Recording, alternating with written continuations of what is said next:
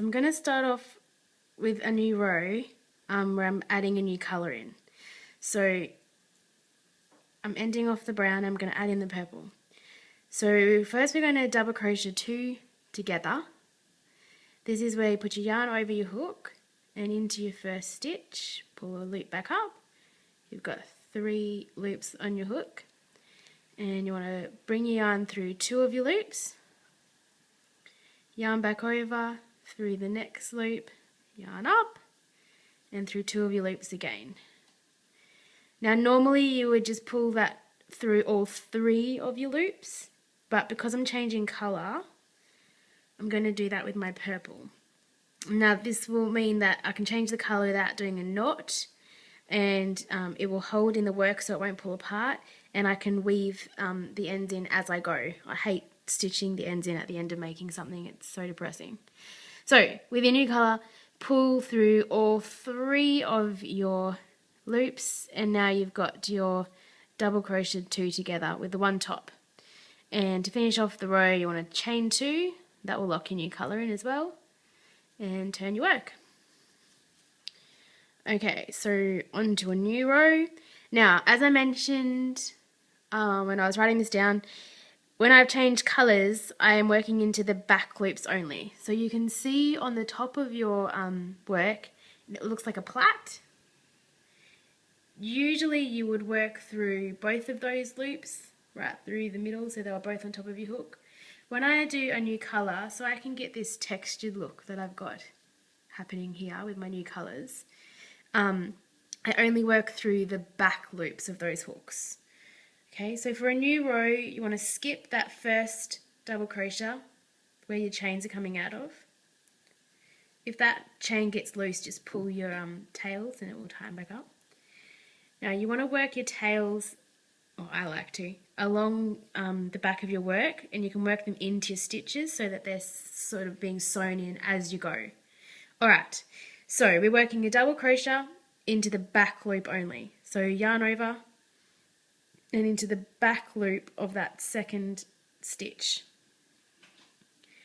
And you're working your double crochet just as normal.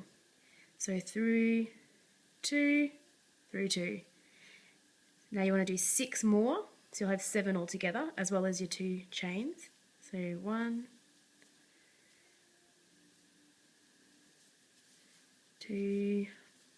You can see that I'm just tucking those tails into that stitch as I go. 3, 4,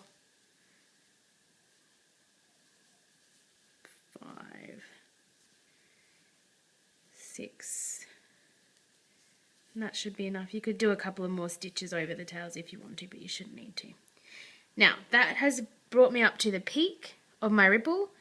So you can see that I'm now up to the center of my 3 cluster double crochets from that previous row.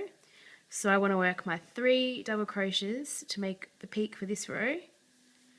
1 into that 1 stitch, and I'm still just working in the back loops here. 2,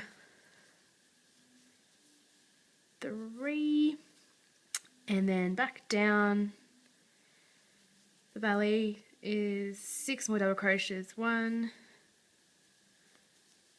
2, 3. Now just to show you, if you were doing, like for the next row when I'm adding purple, I won't be doing it through the back loops only, I'll be doing it through both. So that would look a little different, where we would be putting it right underneath both of those rails there. So you can see I'm putting, you wanted to put it right through the top of that.